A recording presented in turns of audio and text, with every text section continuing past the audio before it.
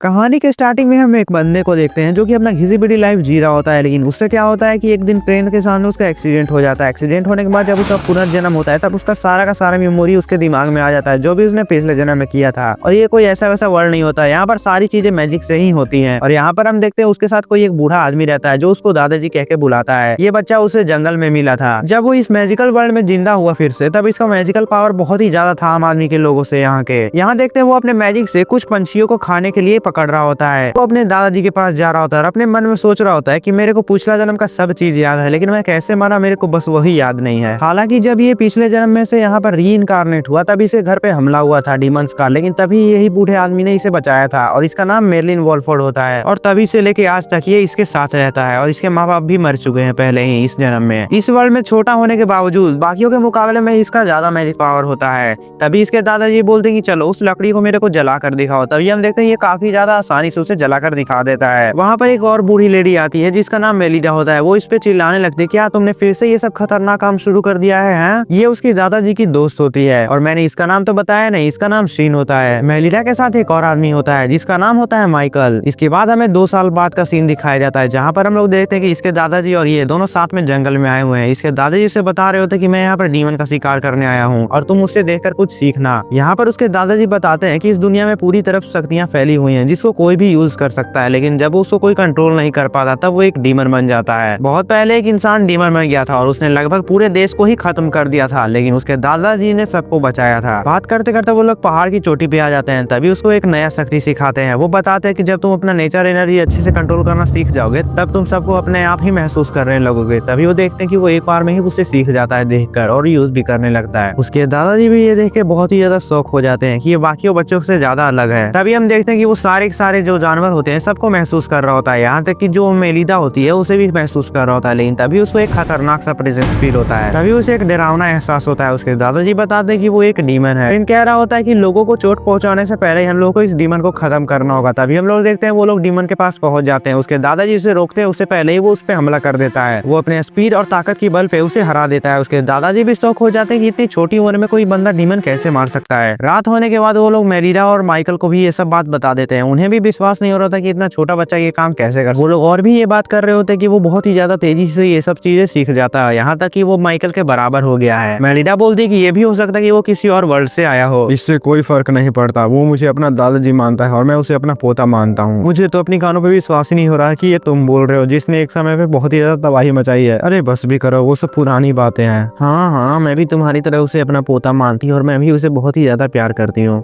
अगले दिन देखते हैं कि हम उसका ट्रेनिंग चल रहा होता है। तभी उसके दादाजी बोलते हैं कि मुझे तुमसे कुछ बात करनी है। तभी वो उसको जंगल में लेकर जाते हैं। वहाँ पर वो बताते हैं कि कैसे वो उसने जंगल में मिला था। वो उसके असली ग्रैंडफादर नहीं है। वो और बोल रहे होते कि मुझे माफ करना कि मैंने इतने सालों तक तुम्हारे से ये बात छिपा कर रखी, लेकिन सीन को ये सब बातें पता थी लेकिन वो इन्हें बताता नहीं था। यहाँ पर हम लोग फ्लैशबैक में देखते हैं कि डीमन ने हमला किया था और कोई भी नहीं बचा था। तभी इसके दादाजी यहाँ पर आसपास छानबीन कर रहे होते हैं। तभी उनको ये बच्चा मिलता है और तभी से वो उनके साथ रहता है। शायद तुम्हारा तापमान बारिश के कारण कम हो गया था और इसीलिए उस डीमन ने महसूस नहीं किया और इसलिए तुम उस दिन बच गए थे और मैं तुम्हें यहाँ पर ले आया। वो अपने माँ और पापा के बारे में पूछ रहा होता, लेकिन तभी वो बता दे कि वहाँ पर कुछ भी नहीं बचा होता। इसी कारण मैं तुम्हें कुछ भी नहीं बता सकता वहाँ पर क्या हुआ था।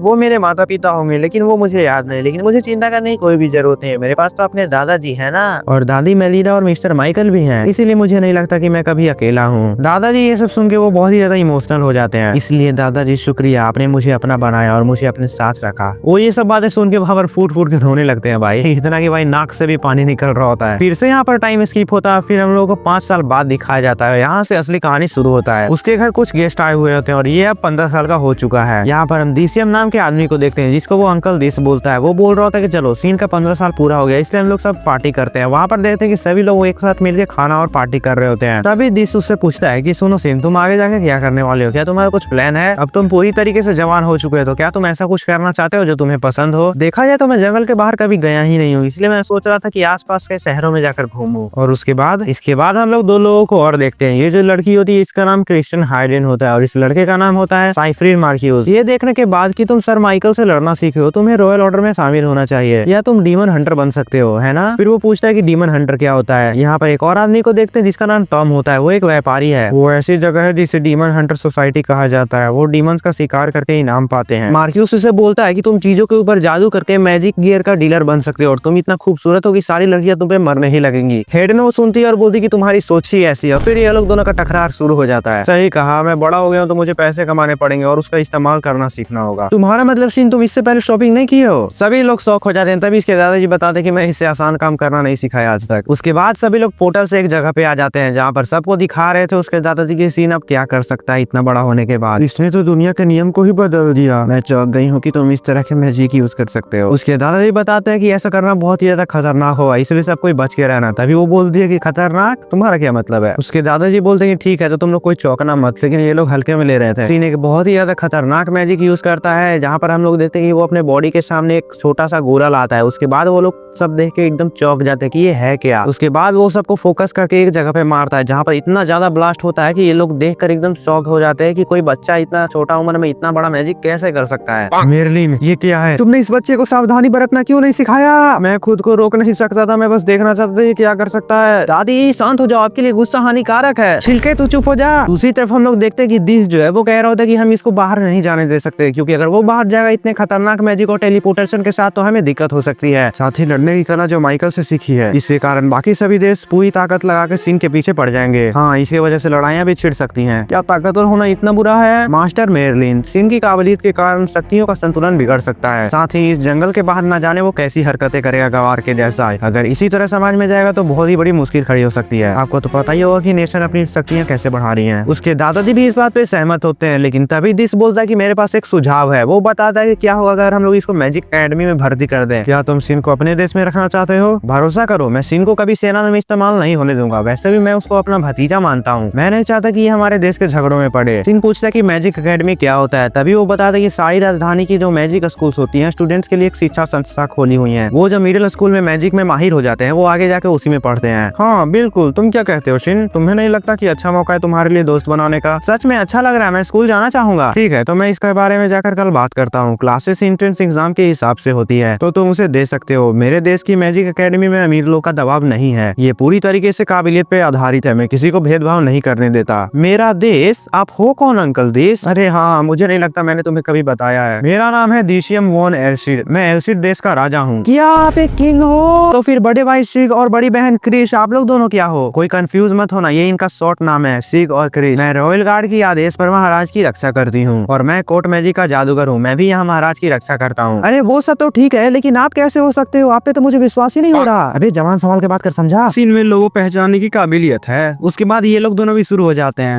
मैं तो रिटायर हो गया हूँ, लेकिन मैं भी एक पहले ऑर्डर नाइट में कमांडर था। सीन सोच रहा था मैं किंगडम के चक्कर में कब फंस गया भाई। फिर सीन पूछता है कि एक राजा हमारे दादाजी से फिर क्यों बात कर रहे हैं? तुमने ये कहानी जो सुनी होगी कि मास्टर मेरलिन ने एक बार एक डीमन बने हुए इंसान को मार दिया था। ये हादसा मेरे अपने देश में हुआ था। सच कहूँ तो फिर वो बताने लगते हैं कि वो डीमन जो था एक शहर को पूरे नक्शे से ही उड़ा दिया था, और जो डीमन होता है वो बहुत ज्यादा आतंक फैला रहा होता है। इसलिए जितने भी एकेडमी में बच्चे थे सबको एक सेफ जगह पहुंचाने के लिए एक ऑर्डर दिया गया था। लेकिन ये और इनके एक दोस्त दोनों जो होते हैं वो एक सैनिक दल में शामिल हो जाते हैं, जिसके कारण ये लोग भी जाते हैं युद्ध पे। और वहां पर जाने के बाद ये लोग डीमन से फाइट करते हैं, लेकिन डीमन से फाइट करते वक्त इन लोग बहुत ही ज्यादा घायल हो जाते हैं और डीमन जो है इन लोगों पे हमला करने वाला होता है। बच्चे, ये जगह बहुत खतरनाक है, मेरे पीछे आओ। तभी यहाँ पर मेरलिन और मेलिना आकर ये लोग को बचा लेते हैं। ये लोग दोनों मिलकर डीमन से फाइट करते हैं और उसे हरा देते हैं। ये तो बहुत ही ज्यादा कांप रहे होते हैं उस समय पे, और इसके बाद से ये लोग दोनों बहुत ही ज्यादा फेमस हो जाते हैं। जवानी का जोश था उस समय, मैं अभी भी जवान ही हूँ। सही कहा ना भाई? किसी को लगती है जवान तो मेरे को कमेंट करके बताना। इसके बाद ये लोग का कुछ और बात होता है, लेकिन तभी किंग बोलता है कि मुझे लगा नहीं था कि तुम जानने के बाद भी कि मैं किंग हूँ तुम लोग मेरे साथ ऐसा बर्ताव करोगे। सीन बोलता है कि मैं आपको बहुत पहले से जानता था और मैं आपको अंकल समझता था। अरे हाँ हाँ, कोई दिक्कत नहीं है, ऐसा ही रहना लेकिन हमेशा। फिर वो बताता है कि मेरलिन और मेरिडा उस दिन पार्टी भी करते हैं, खुद की पार्टी। ये लोग दोनों तो पहले पति पत्नी थे। ये सीन को आज पता चलता है, इसके कारण ये भी बहुत ही ज्यादा शौक हो जाता है। इसके बाद हम लोग देखते हैं कि ये लोग तीनों आराम से जा रहे होते कैपिटल की तरफ। कैपिटल पहुंचने के बाद वो लोग इनसे सर्टिफिकेट मांगते हैं। तभी ये दोनों जैसे ही दिखाते हैं कि ये लोग मेलिडा और मेरिल ने, लोग सुनने के बाद एकदम बावली हो जाते हैं और इन लोग की तरफ एकदम दौड़ने लगते हैं, एकदम सेलिब्रिटी की तरह। लेकिन फिर वो लोग वहां से बच के निकल जाते हैं। फिर पैलेस में आते हैं, वहां पर इन लोगों का ग्रैंड एंट्री होता है। यहाँ पर पूरा एकदम सेलिब्रेशन के साथ वो लोग का स्वागत होता है। मैं हेड बटलर स्टीव हूँ, मैं हूँ हेड मारिका, मैं हेड शेफ कूलर हूँ। लेकिन यहाँ तो उल्टा ही होता है भाई। सीन देख के एकदम शौक हो जाता है, क्योंकि वो तो पहली बार आ रहा है, इसका तो भीड़ भी पता चलता है। लेकिन ये लोग दोनों एकदम गुस्सा हो जाते हैं कि डीसीएम ने ये सब क्या करवा दिया। यही कारण है कि हम लोग यहाँ पर घबराते हैं आने से। फिर उसके दादाजी उसे समझाते हुए बोल रही है अब तुम सब हम पर छोड़ दो और तुम जाकर थोड़ा शहर पे घूमा। फिर वो शहर घूमने के लिए चला जाता है। वो इधर जाता है, उधर जाता है, उधर जाता है, फिर इधर आता है, फिर इधर आता है, फिर उधर आता है, फिर एक जगह पे आ जाता है जहाँ पर कुछ लड़कियों को कुछ लड़के परेशान कर रहे होते हैं, जैसा कि हर एनीमे में होता है भाई। और तुम लोग क्या सोच रहे थे, ये लोग पीट जाएंगे? हाँ भाई पीट जाएंगे, ऐसा ही होता है। हीरो आता है सबको खत्म कर देता है। अरे अरे तुम ठीक तो हो ना? अरे हाँ, ये छोटी मोटी चीज मेरा कुछ नहीं बिगाड़ सकती है। लेकिन सीन दूसरे वाले को देखता है, इसका दिमाग ही उड़ जाता है भाई, इसने क्या देख लिया ये। वो बस सोचे ही जा रहा था कि भाई कोई इतना ज्यादा खूबसूरत कैसे हो सकता है। आगे हम लोग देखते हैं कि ये अपना नाम मारिया बताती है और इसका नाम सिजलिन रहता है। ये लोग भी सीन की तरह ही एंट्रेंस एग्जाम देने वाले हैं। फिर इसी बात पे ये लोग हाथ मिलाने लगते हैं। सिजलिन को बहुत ही ज्यादा शर्म आ रहा होता है, लेकिन बाद में वो भी मिला ही लेती है। ये लोग और भी कुछ ऐसा बात हो रहा होता है, लेकिन तभी मारिया बताती क्या तुम्हें पता है कि यहाँ पर ना मेरिलिन और मेरिडा जो इसके दादा और दादी हैं वो लोग यहाँ पर वापस आ चुके हैं और मैंने सोचा है उसका पोता भी साथ में आने वाला है। कितना मजा आएगा ना, वो कितना कूल होगा, देखूंगी मैं उसको तो बहुत मजा आएगा। ये लोग भाई अपने ही में ख्याली पुलाव मना रही होती है, लेकिन इसे पता नहीं होता कि सीन ही वो लड़का है और सीन भी वैसा ही भाई, वो भी इसको नहीं बताता। और उसके बाद हम लोग देखते हैं ये लोग का बातचीत खत्म हो जाता है, सीन वहाँ से चला जाता है। यहाँ पर हम देखते हैं कि सिजलिन जो है उसको लाइक करने लगती है, इसी कारण मारिया भी उसको टीज कर रही होती है। वहाँ पर देखते हैं कि एंट्रेंस एग्जाम का दिन आ चुका है। वहाँ पर सीन अपना नंबर चेक कर रहा होता है, लेकिन उसके पीछे से एक लड़का बार बार उसे हटने के लिए कह रहा होता है, लेकिन वो उसको इग्नोर कर रहा होता है। वो सीन को जैसे ही गिराने वाला होता है, सीन उल्टा उसी को गिरा देता है। आप छोड़ो मुझे, तुम्हारी तो मैं कर्ट वॉन रेस्टबर्ग हूँ। अच्छा मैं सीन हूँ। वो सीन को बहुत ही ज्यादा डराने धमकाने लगता है। तभी वहाँ पर एक और आदमी आता है। मैजिक एकेडमी में अपनी अधिकारों को गलत इस्तेमाल करना ये तुम्हें किसने सिखाया? ये स्कूल के नियमों के खिलाफ है, तुम जानते हो ना? अगर तुम इसका पालन नहीं कर रहे हो तो मतलब तुम शाही परिवार का अपमान कर रहे हो। नहीं नहीं, वो ये एंट्रेंस एग्जाम है, ऐसा कुछ मतलब जिससे सब नाराज हो जाएं। इसके बाद वहाँ से वो चला जाता है, लेकिन तभी ये बताता है कि मेरा नाम अगस्त वॉन अर्लसीड है, मेरे दोस्त मुझे ऑग बुलाते हैं। अर्लसीड यानी कि तुम अंकल दीस के बेटे हो? हाँ, अंकल दीस का बेटा। मुझे इस नाम से पहले किसी ने नहीं बुलाया। जब लोगों को पता चलेगा कि मैं प्रिंस हूँ तब लोग मेरी चापलूसी करने लगते हैं। फिर तुम भी तो अंकल के बेटे हो, तो इसका मतलब हम लोग कजन्स हुए। ये लोग का फिर दोस्ती हो जाता है यहीं पे। यही सब मारिया और सेजलिन भी देख लेती है। वहाँ पर देखते कि वो लोग का रिटन टेस्ट चल रहा होता है। उसके बाद हम लोग देखते हैं वो लोग का प्रैक्टिकल आ गया है। सभी अपने अपने टारगेट पे मैजिक यूज कर रहे होते हैं, लेकिन सीनिया पर बहुत ही ज्यादा शौक हो जाता है। ये देख के नहीं कि वो लोग बहुत ही ज्यादा अच्छा मैजिक कर रहे हैं, ये देख के कि वो लोग के पास कितना कम पावर है। वो सोच रहा था इतना कम पावर किसी के पास कैसे हो सकता है। तभी पीछे से एग्जामिनर बोल रही थी, क्या हुआ, तुम्हें कोई प्रॉब्लम है क्या? किंग ने तो बताया कि तुम्हारे पास बहुत अच्छा मैजिक है, तो उसे काबू करके रखना और कोशिश करना कि ट्रेनिंग रूम खराब ना हो। वो अपना मैजिक करता है और वहाँ पे सब चीज तबाह हो जाता है। मैंने तुम्हारी शक्तियों को काबू करने के लिए कहा था।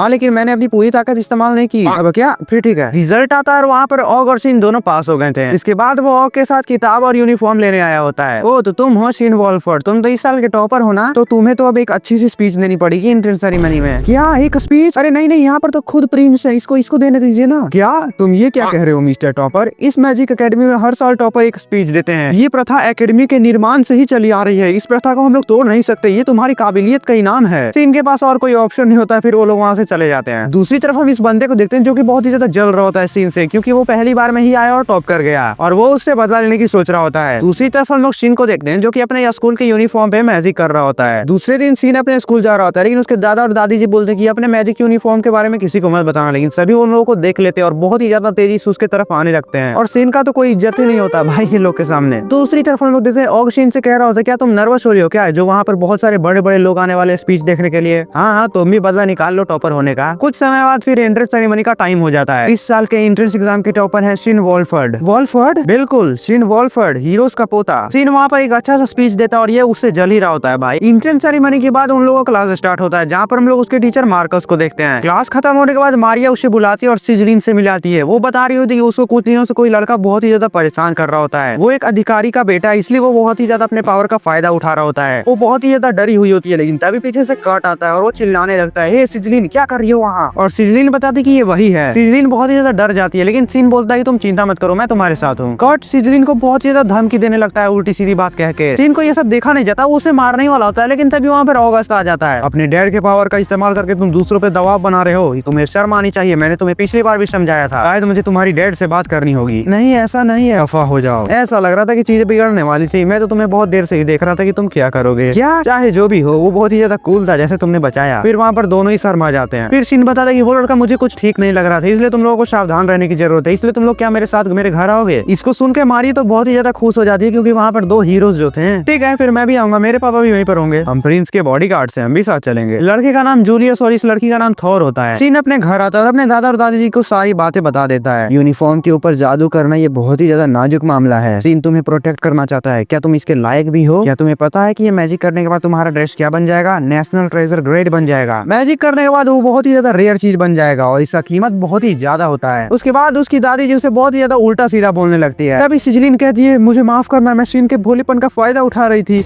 मैंने सोचा कि वो मेरी मदद करेगा, ये काफी ज्यादा ताकतवर है इसलिए अनजान होने के बाद भी इसने मेरी मदद की, मुझे माफ कीजिएगा, मैं इसको यहीं पर निपटाना चाहती हूँ, मैं जा रही हूँ। और वो रोने लगती है और वहाँ से जाने लगती है। तभी उसकी दादी वहाँ पर रोक लेती है उसे और हमें पता चलता है ये शीन के भोलेपन का फायदा उठा रही थी। उसकी दादी जिससे बोलती है चलो कोई बात नहीं, मैंने तुम्हें माफ किया, कोई भी नेशनल ट्रेजर ग्रेड को ऐसे मना नहीं करता और तुमने मना कर दिया, मैं समझ गई तुम्हारी भी कोई मजबूरी रही होगी, तुमने जो भी किया वो प्यारा था। देखो शीन को तरफ देखो, उसे अभी तक पता नहीं चला होगा। शीन उल्टा बोल रहा था कि मुझे लगता है कि तुमने मुझे बेवकूफ नहीं बनाया क्योंकि मैं तुम्हारी खुद ही मदद करना चाहता था पहले से ही। उसके बाद उसकी दादी बताती है कि मैं तुम्हें टेस्ट कर रही थी कि तुम कैसी लड़की हो और मैं जानना चाहती थी। उसके बाद उसके दादाजी बताते कि मैंने तुम्हें बताया था कि अपनी शक्तियों को थोड़ा कंट्रोल करना सीखो क्योंकि अगर ज्यादा लोगों को तुम्हारे बारे में पता चलेगा तो वो तुम्हारी शक्तियों का गलत फायदा उठाएंगे। खैर तुम्हारी दादी ने तो पकड़ लिया लेकिन मैं नहीं पकड़ पाया था। उसके बाद शीन उसके यूनिफॉर्म पे मैजिक कर देता है और बोलता है जहाँ जहाँ पर तुम्हारा यूनिफॉर्म नहीं रहेगा वहाँ पर तुम्हारे को ऊपर हमला का असर होगा और हाँ सांप से बच के रहना, उसका असर भी होगा। तभी ओके पापा शीन से बोल रहे थे कि तुम्हारा ये मैजिक बहुत ही ज्यादा शानदार है लेकिन अगर दुनिया को इस बारे में पता चल गया तो दिक्कत हो सकती है और ये दो देशों के बीच में जंग भी छिड़वा सकती है। हाँ ये तो मैंने सोचा ही नहीं। उसके दादा और दादी जी तो और भी ज्यादा खुश हो रहे थे कि पहली बार इसने रिग्रेट किया है। हाँ किंग आप सही कह रहे हैं, मैं तो इस मैजिक को अगस्त के यूनिफॉर्म पे भी करने वाला था लेकिन ये तो अब गलत फैसला होगा। क्या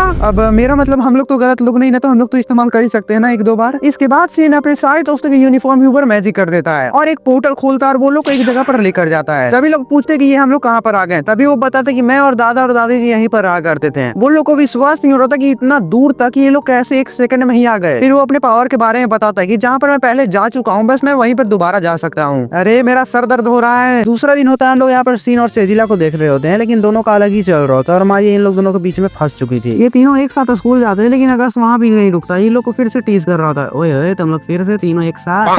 हमें टाइम पर पहुंच ही गई, आखिर नहीं आती वही ठीक रहता। अगले ही सीन में वो लोग का क्लास शुरू होता है लेकिन शुरू होने से पहले ही खत्म हो जाता है। उसके बाद जो टीचर है वो एक क्विक टूर दे रहे होते हैं स्कूल्स के बिल्डिंगों का। उसके टीचर बोलते हैं कि ये स्कूल ना दो भागों में बटा हुआ है, एक तो जिसमें आप लोग पढ़ाई करते हो और दूसरा भाई जो कि ग्रुप वगैरह के लिए, जैसे कोई स्टडी ग्रुप हो गया, लेबोरेटरी रूम हो गया और भी पता नहीं क्या क्या है भाई वो सब के लिए। अगर मैं प्रिंस का बॉडीगार्ड ना होता तो मैं जरूर स्टडी ग्रुप ज्वाइन करता। हाँ मेरी जिंदा मत कर तू जा भाई, नहीं मैं ऐसा नहीं कर सकता। वहाँ पर एक लड़की रहती है जो सीन से पूछ रही होती है क्या तुम कोई भी स्टडी ग्रुप ज्वाइन करना चाहते हो। अगस्त बोलता है कि नहीं मुझे नहीं लगता कि इसके लेवल का कोई भी यहाँ पर स्टडी ग्रुप है, इसलिए वो बोलता है कि मेरे पास एक आइडिया है, क्यों ना तुम एक अपना खुद का स्टडी ग्रुप खोल लो, इसका नाम क्या रखे हैं, हाँ डॉली की चाय।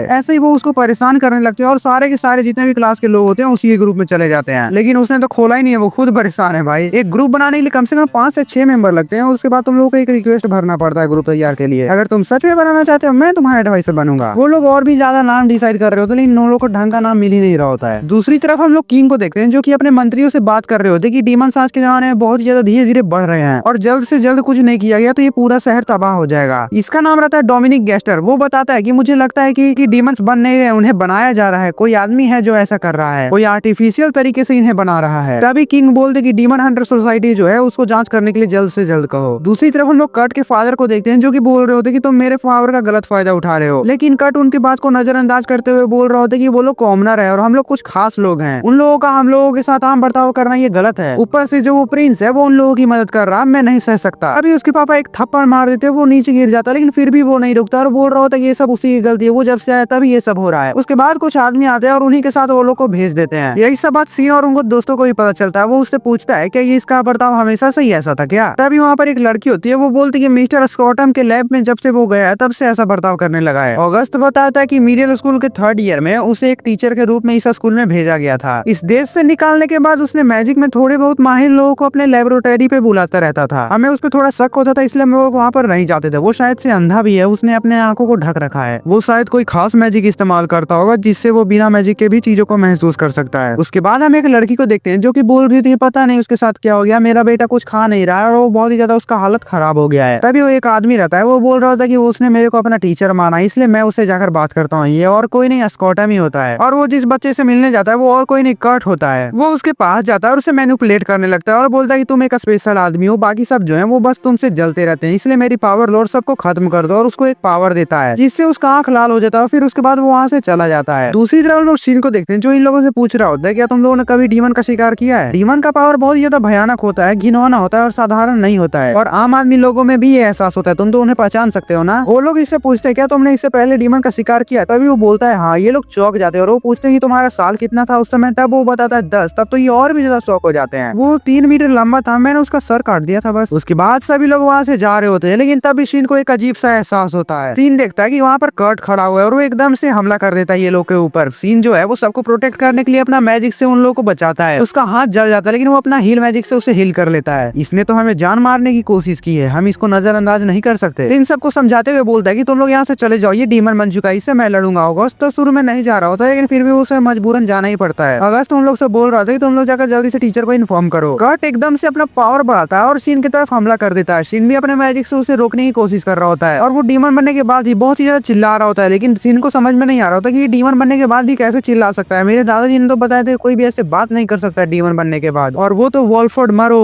मरो कर रहा होता है। इसके बाद कर्ट जो होता है वो अपने शक्तियों को इकट्ठा करने लगता है और खुद में समाने लगता है और फटने के लिए तैयार हो जाता है। कर्ट जो है वो बहुत ज्यादा गुस्से में आ जाता है। उसका शक्तियां जो होता है वो आउट ऑफ कंट्रोल चला जाता है, जिसको सीन भी काउंटर नहीं कर पा रहा होता है। और उसके बाद कर्ट जो होता है वो अपने मैजिकल शक्तियों को एक साथ इकट्ठा कर रहा होता है अपने साथ साथ इस पूरे एकेडमी को भी एक्सप्लोर करने के लिए, जिसको सीन भी नहीं रोक पाता। वो अगर जैसे ही फटता पूरा का पूरा एकेडमी ही यहाँ पर नष्ट हो जाता। लेकिन इसी के साथ इसका पार्ट 1 खत्म हो जाता है। पार्ट 2 चाहिए तो जल्दी जल्दी कमेंट करो, मैं जरूर जल्दी से जल्दी इसका पार्ट 2 लाने का कोशिश करूंगा। और हाँ, मैंने पिछले वाले वीडियो का पार्ट 2 नहीं लाया तो उसका भी मैं जल्दी से जल्दी लाने का कोशिश कर रहा हूँ। तो इसीलिए मेरे को कमेंट बॉक्स में बता देना कि मैं पहले उसका पार्ट 2 लाऊं या इसका लाऊं, या फिर मैं बोरुटो को जल्दी से जल्दी चालू करूँ। तुम लोग बताओ, मैं तीनों एनीमे को एक साथ ही कवर करूंगा। तो इसीलिए पहले बता देना कि मैं तीनों में से किसका पार्ट पहले लाऊं। तो मिलता हूँ नेक्स्ट वीडियो में, तब तक के लिए बाय बाय।